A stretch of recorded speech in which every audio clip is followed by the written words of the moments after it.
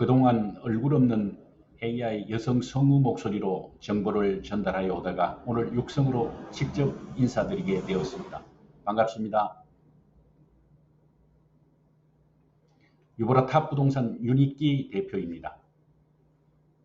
3년 전 부동산 시장이 뜨겁게 달아올랐을 때 일반 상업지역 내 마지막 남은 노른자의 땅에 건설된 복합시설, 다산역 대시양 오피스텔과 상업시설에 대한 과거와 현재의 상황을 한번 살펴보겠습니다. 2021년 하반기 가파르게 치고 올라가던 아파트 가격 상승 기세는 오피스텔과 상가 분양시장에까지 분위기를 고조시켜 오피스텔은 높은 경쟁률로 완판되었고 상가도 일각에서 고분양가 논란은 있었지만 순조로운 분양 결과를 가져왔습니다.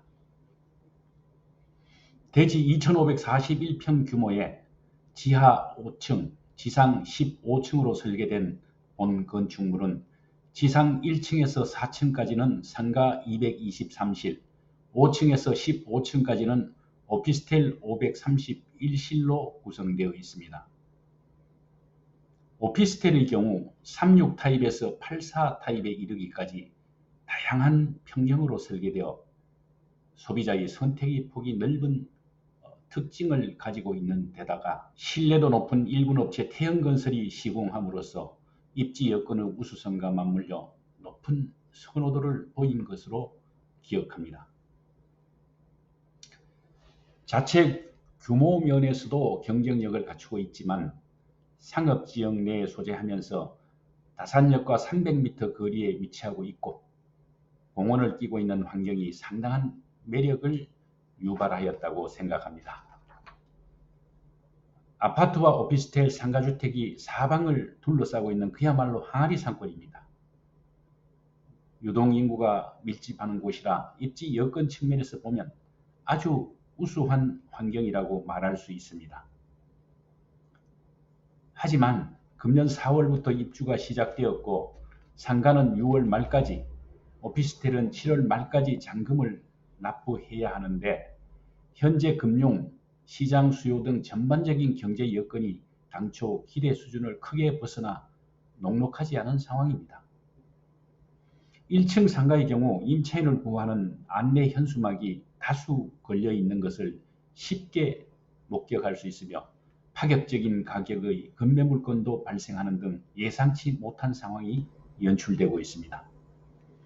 이러한 요인을 자세히 들여다보면 분양받을 당시 투자자 입장에서는 계약금 10%만 부담하면 나머지는 잔금시 대출을 받아 어느 정도 해결이 가능하고 연 5% 정도의 임대 수익률로 이자 비용을 충분히 커버하고 남음이 있겠다는 계산이 분명히 있었을 것이라 생각합니다.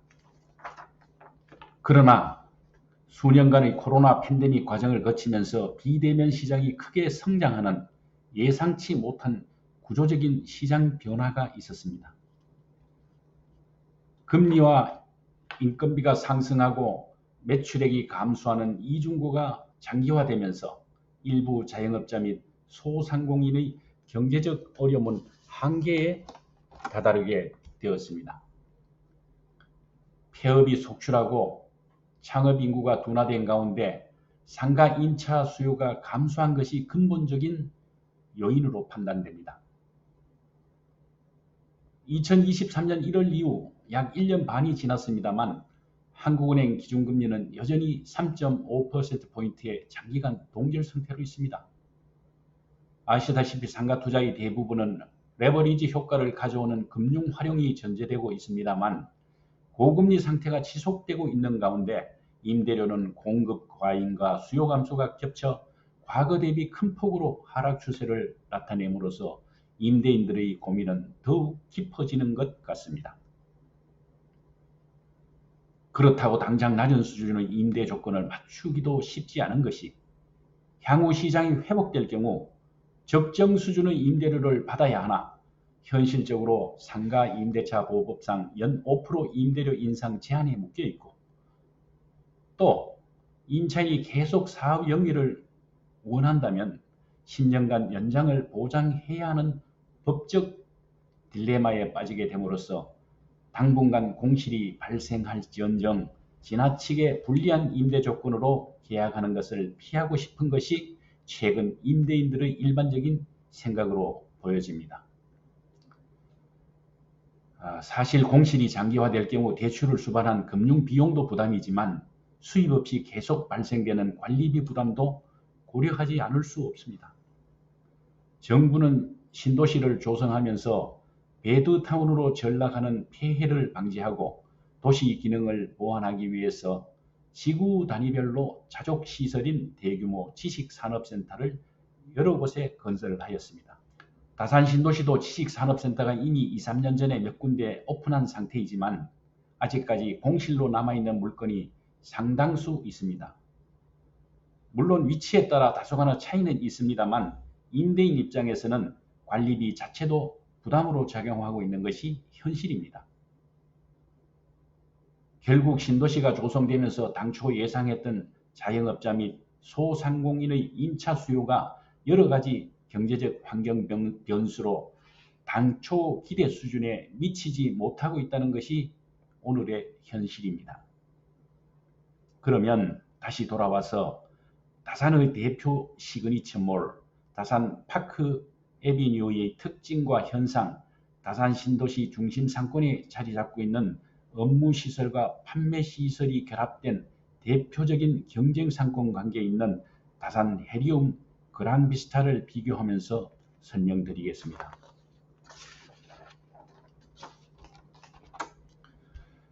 먼저 다산역 대시양 오피스텔 및 다산 파크 에비뉴 상가의 특징을 살펴보면 다산 역세권과 선형공원을 끼고 있는 중심 상권으로서 유동인구가 많은 것이 첫 번째 강점입니다. 둘째, 항아리 상권으로서 배후에는 약 2만여 세대의 아파트와 오피스텔, 상가주택이 풍부한 수요로 뒷받침하고 있습니다. 셋째, 다산의 랜드마크인 현대 프리미엄 아울렛 및 현대 프리미엄 캠퍼스몰의 직객 효과와 함께 다산역 개통 시 구리, 별내, 의정부, 서울 동북부 지역의 수요 유발 효과가 기대됩니다. 이상 세 가지 주요 장점은 다산 해리움 그랑비스타도 똑같이 가지고 있는 부분입니다. 넷째, 531실의 오피스텔과 223실의 상업시설이 결합된 단일 건축물로는 다산 신도시 최대 규모의 복합시설입니다. 531실의 오피스텔은 36타입에서 84타입에 이르기까지 대부분의 오피스텔과 차별화된 다양한 평형을 가지고 있으며 4인 가족 이상도 거주할 수 있는 넓은 평형도 갖추고 있습니다. 223실의 파크 에비뉴 상가는 스트리트 테마 복합몰로서 특화된 디자인 공간을 확보하고 있고 초대형 게이트, 대형 근해, 테마형 정원을 가지고 있는데 규모 면에서 다산 신도시 단일 복합 건축물로는 가장 크다는 점입니다. 다산 파크 에비뉴는 건물 내측으로 배치된 호실의 경우 아직 미분양 물량이 제법 있습니다. 전체적으로 현재 입점이 확정된 상가 비중은 낮은 편이고요. 3층과 4층은 주로 병의원 및 피부미용 관련 업종들이 입점 예정으로 있어 그나마 입점 예정 비율이 상대적으로 높은 편이나 1층과 2층의 경우 유명 브랜드 또는 프랜차이즈 업체들과의 협의가 현재 진행 중에 있어서 입점 확정된 상가 숫자는 상당히 낮은 수준으로 파악됩니다. 또 다른 하나의 관건은 수분양자들이 기한 내 잔금을 치르고 소유권 이전 등기를 완료하여야 하는데 금융 조달이 여의치 못할 경우 임대 진행에 가장 큰 걸림돌로 작용할 수 있다는 점입니다. 이러한 부분에 대한 우려가 일부 현실로 나타나고 있는 것도 사실입니다. 다산역 대시양은 도심을 가로지르는 다산 중앙로를 중심으로 동쪽에 위치한 반면 다산 해리움 그랑비스타는 바로 맞은편인 서쪽에 위치하고 있어 다산역까지 신호등 없이 갈 수 있는 좀 더 가까운 거리에 있습니다. 규모 면에서 비교해 본다면 다산역 대시양이 다산 헤리움 그랑 비스타에 비해 대지 면적 및 건축 면적 측면에서 각각 25%, 22% 정도 규모가 큽니다. 다만 오피스텔 및 상가 수량 면에서 단순 비교한다면 오피스텔은 다산 헤리움 그랑 비스타가 다산 대시양에 비해 애시양에 비해 1.2배 정도 많고 상가는 오히려 66% 수준밖에 되지 않습니다. 다산 헤리움 그랑 비스타는 이미 4년 6개월 전에 준공되어 국민은행, 스타벅스, 현대자동차 매장 등 대표적인 브랜드 업체가 조기 입점하여 안정적인 상권이 이미 형성되어 있습니다. 반면 다산역 대시양은 준공과 함께 많은 임대 물량이 한꺼번에 쏟아지면서 임대 시장에 찬물을 끼얹는 듯한 분위기가 있는 것도 부인할 수 없습니다. 다만 물가, 금리 등 국내 경제 상황의 어려움이 어느 정도 해소되고 실수요자 중심의 상권 활성화가 점진적으로 회복된다면 빠른 시간 안에 공실률 해소가 어느 정도 되지 않을까 기대 섞인 희망을 가져봅니다. 수도권 주요 도시별 상업용지 공급 비율을 살펴보면 다산 신도시는 1, 2기 신도시 전체를 합해서 상업용지 비율이 가장 낮은 2.5% 수준에 불과하며 인근 지역 미사 강변의 6.9%에 비해 약 36% 수준입니다. 다시 말해서 상업시설 공급의 적정성 측면에서 상대적으로 아주 양호한 수준이라고 말할 수 있습니다. 8호선 전철 다산역 개통을 약 2개월 정도 앞두고 있는 상황에서 향후 전철 개통에 따른 여러 가지 파급 효과가 긍정적인 시너지로 작용할 것이라는 의견은 대부분 공통된 것 같습니다. 상권 자체의 입지 여건과 질은 양호한 것으로 평가받고 있음에도 불구하고 현재 국내 경제와 시장 상황이 충분히 리드하지 못하고 있어 수급의 불균형이 초래된 것 같습니다. 향후 여러 가지 악화된 상황이 호전될 경우 급매물의 조기 소환은 물론 임대료의 적정성 또한 시장 원리에 따라 균형점을 찾아가지 않을까 전망해 봅니다. 최근 미 연준금리가 7회 연속 동결되었습니다만 금년 중 1회 정도 금리 인하를 시사하고 있고 국내 주택 거래량도 증가하면서 5월 중 은행권 가계대출이 전월 대비 6조 원 증가하여 7개월 만에 최대 증가폭을 시현하였다는 보도도 있습니다.